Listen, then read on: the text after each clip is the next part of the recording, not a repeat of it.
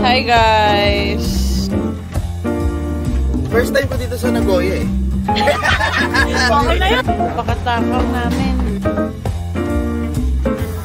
We're gonna have our unlimited.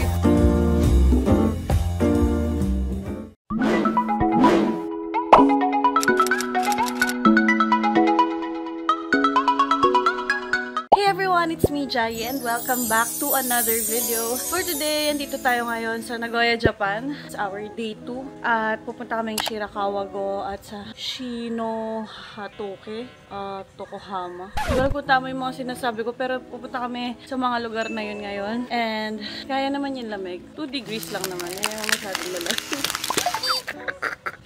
Sobra. Tingnan nyo napaka-araw. Pero napakalamig. Nakahitik ako at baka bumili pa kami ng isa mamaya at saka 3 patong ako pambaba. So mamaya magpapatong na lang ako pantaas ng bubble jacket na makapal at mahaba. Sinundo kami kahapon nila Kuya Chris and Ate Salina sa airport. Special shout out Kuya and Ate, maraming salamat.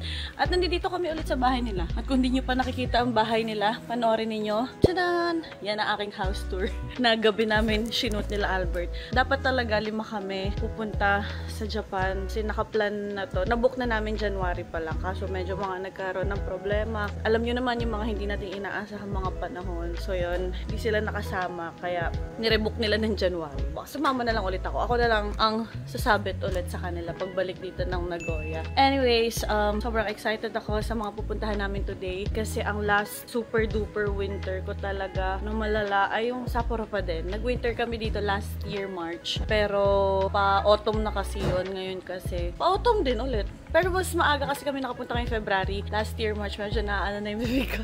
Medyo nilalamig na ako. At kagahapon pa lang paglabas namin ng airport, grabe naman talaga ang pausok talaga ng aming mga bibig. So ayan, let's go. Aalis na kami.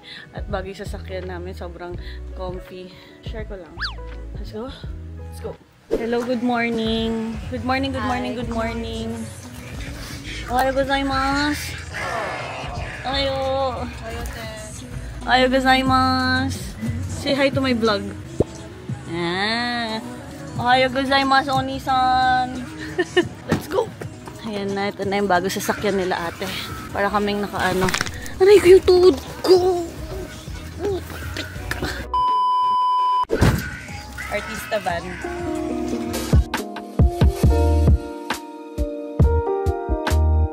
Stop over. Medyo naka-idlip na kami.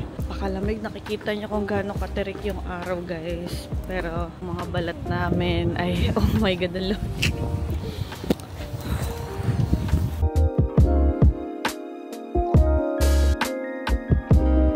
Hanap kami ng ng kape. Parang wala. Ito na ata yun eh. Wala kami nakitang Family Mart. Sarado pala. Kaya ngayon, CR na lang muna at mamaya na kami iinom ng kape. Hindi ko alam guys paano nila nakakayanang maghugas ng kamay sa ganitong kalamig na panahon unless may heater. Pero parang walang heater yung mga gripo.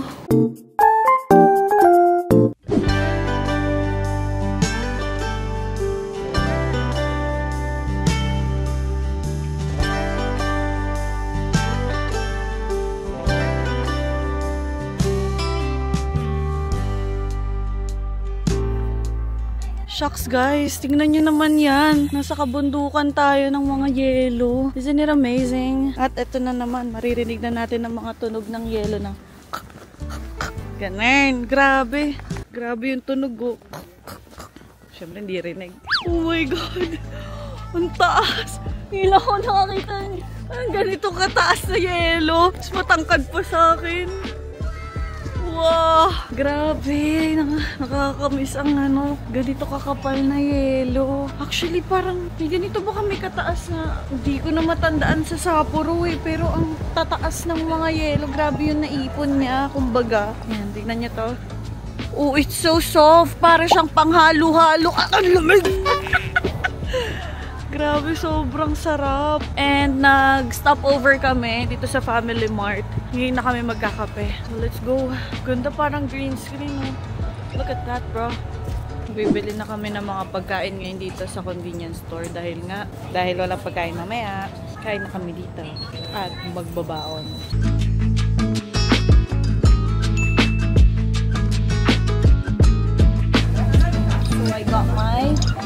coffee.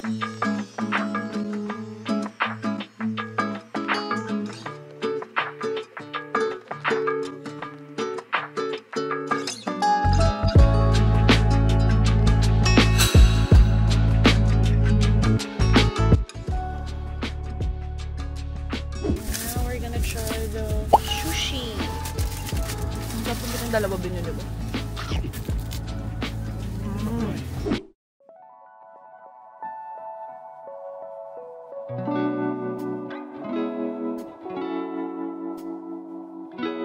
Napakaganda! Guys! Grabe! Tingnan nyo naman! Wow! Wow! Isbigay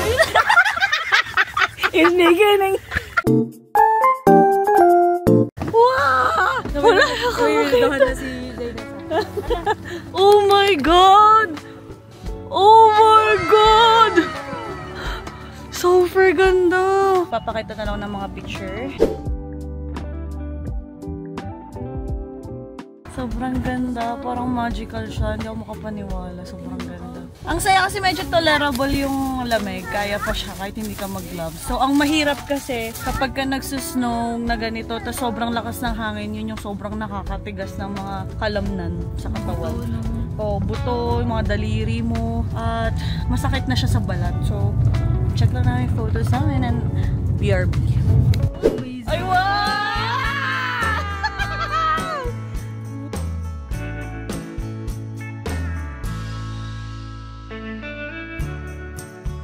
Sobrang kapal ng yelo. Hindi na namin alam kung tama pa ba inaapakan namin. Alabaliw, ayoko na. Mababasa yung laway ko.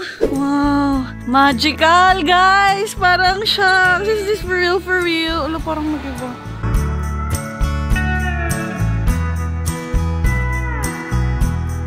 Ayan na, nagsisnow na. So guys, finally, nandito na kami sa Shirakawago after 2.5 hours. Salamat kay Kuya Chris sa pag-drive. And ngayon, medyo nalalaban na yung lamig. Kanina, okay pa. Pero putik ngayon, nafe-feel mo na yung hangin. Para na siyang nanunusok. Para kang tinutusok ng karayom sa balat. Gusto niyo ba makita ang aking nakikita? Tchang! Sobrang taas niya, no? Lampas-lampas tao. Wow, parang ice cream. Wow, debak. Yes. Hello pa. Thank you. Salamat, sir. Hello po. Snowfall. Yan, medyo malakas na siya, guys. At ang nakakatawa pa doon, meron ng hawak na connect. Bakit ba nandito to? Diyos ko naman. Alam nyo, mahirap gumalaw kasi ang kapal ng suot. Tapos naka-gloves ka. Ganun lang. Tapos, madulas pa yung daan. So, kailangan mong tignan yung daan mo. Yung mga lalakaran mo. Kaya pag nandito ka, dapat good for walking talaga sa snow yung sapatos na gagamitin mo. Ganda na dinadaanan namin, no? So, since nandito tayo sa Shirakawago, itong town na to, guys, ay sikat siya. Famous siya for a thatched roof na kung tawagin ay Gashon Zukuri. Tama ba, kuya? Yes. Yes! Sinerch ko yun bago pumunta dito.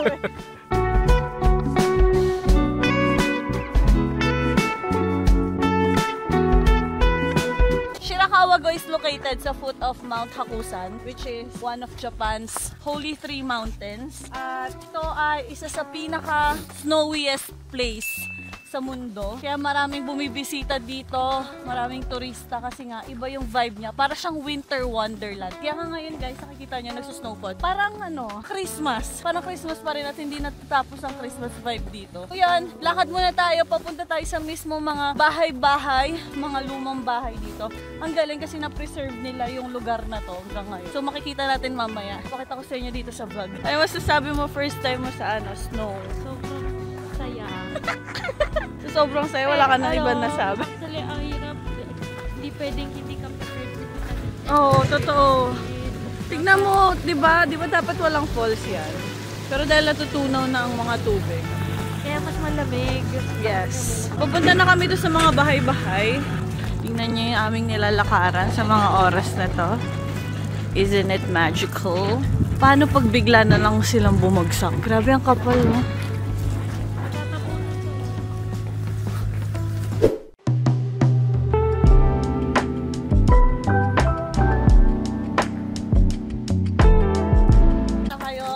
to be prepared. Wear gloves, wear face mask kung ikaw ay nalalamigan na sa bibig at sa ilong. Medyo mahirap pag sobrang lamig, mahirap nang huminga dahil malamig na yung papasok sa butas ng ilong. Mga 20 minutes daw na lakad papunta sa tuktok, pero ayun, kung gusto tuktok. naman namin ng mga bahay-bahay lang, dyan lang kuya na. Yeah. Ayun, tuktok ngayon, nasa taas. Ah, okay. Hinahike ba siya kuya? Yes. Asan yung bridge? Birds, doon tayo mamaya. Ah, okay. So guys, napansin ko lang, kanina pa kasi kami naglalakad. Wala pa ako nakikitang naka-pink. Baga, pag naglakad ako, tang yung kulay ko. Ay, hello po. Hello po. Medyo ano tayo, maswerte tayo sa araw na to. Nararamdaman ko siya kasi ako lang yung may ganito. Sabi? Yes, kasi pink din to. Tapos pink din to. Sabi? Ano kaya swerte mo? Okay, yun lang. Share ko lang. Yan, napakalakas po ng snowfall sa mga oras na to. Ayan. Ah, grabe. Ang ganda. Ngayon na lang ulit ako nakaranas ng ganitong kaganda na magical place talaga. Sobra. Tignan nyo naman yan. Wow. Guys, may naka-pink na ako nakita. So, yun si ate, oh. Yan. Kapatid. Hindi na ako alien dito. Grabe naman ang lamig. Super lamig dito, guys. Parang karne sa Freezer. So guys, ngayon naakyatin namin yun hanggang doon. At medyo kinakabahan lang kami dahil madalas ang aming dinadaanan paakyat. At nakakakaba pa kasi pagpababa. Paano ko pagpababa? Oh, mama ko! Pag mga ganito guys, dito kayo sa mga ganito naglalakad do para medyo may aapakan pa yun. May kakapitan yung sapatos nyo. Guys, tignan nyo yung pagbaba nilo. Parang Takeshi's Castle, may challenge. Kuya Chris, parang di ko kaya. Oh, dito na lang kami kuya, picture. Dito na lang siguro kami, hanggang dito lang kaya namin guys. Oh, gala pa. Ayan, ganda. Ganda pala dito. Wow! Sobrang ganda. Wala.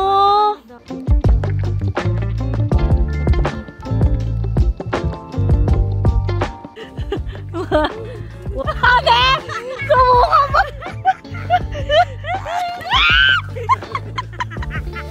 Ayan na, gumawa na si Zayna ng sarili niya. Paano mo nagawa yan? So guys, hindi na kami nakaabot sa pinakataas kasi delikado yung shoes namin. Lalo sa akin, sobrang dulas. Pakitaan ko kayo ng video dito na hirap akong bumaba. Chris, kala ko masaya. Wala pa kami sa gitna nun na. Nakakapagod. Partito, sakit pa naman ng tuhod ko ngayon. Pero nakayaan akong lumod at maglakad ng paluhod. Pero sobrang saya. Sa sobrang saya, wala na ako masyadong makita. Sobrang lakas ng snowfall ngayon.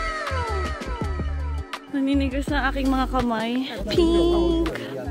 Guys, ngayon pabalik na kami. Dito kami sa nilakaran namin kanina. Yan. Wala kaming choice, daanan. Dahil ito pang sasakyan. So bawal. Dito talaga mga tao. At siguro, charge ko lang ng bahagya yung camera ko dahil 29% na lang ako. Look at that! Look at my view! Oh, grabe. Thank you, Lord. Thank you, Lord. At nakapunta po ako sa ganitong klaseng lugar. Napakaganda ng iyong creation. Yes. At syempre, salamat din kay Kuya Chris at Ate Salina dahil binigyan nila kami ng time para sa aming pagdating dito sa Japan. So guys, balikan ko na lang kayo kapag nasa sasakyan na ako.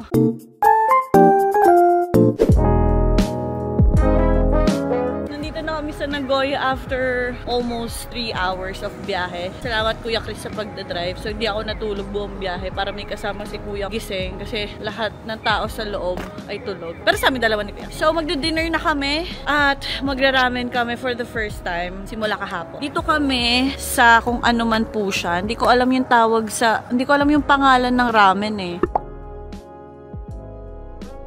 Ayan siya. Tingnan natin kung anong lasa, kung ano ang difference niya sa Chiran. Ang gusto ko lang i-share sa inyo, ang weather is 3 degrees at 7:56 na dito ng gabi.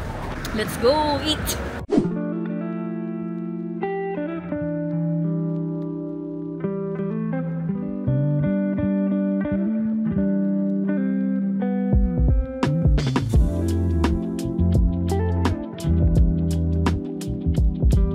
kinaibahan nito sa Ichiran, meron siyang rooibos tea. Ito daw parang pang tanggal ng sebo ng ramen, kung di ako nagkakamali. Libre yan, libre. So, pwede kang kumuha. So, may water dyan. At ito yung mga side. Merong maanghang na tauge. Parang, ayan, kung ano man siya. At I think this is radish. So, ito yung tsura niya. Mas malaki. Para siyang restaurant. At ito kami. Ito na yung ramen ko. At nagpa-add ako ng onion. Wala silang extra garlic. So, lalaban. Taste test.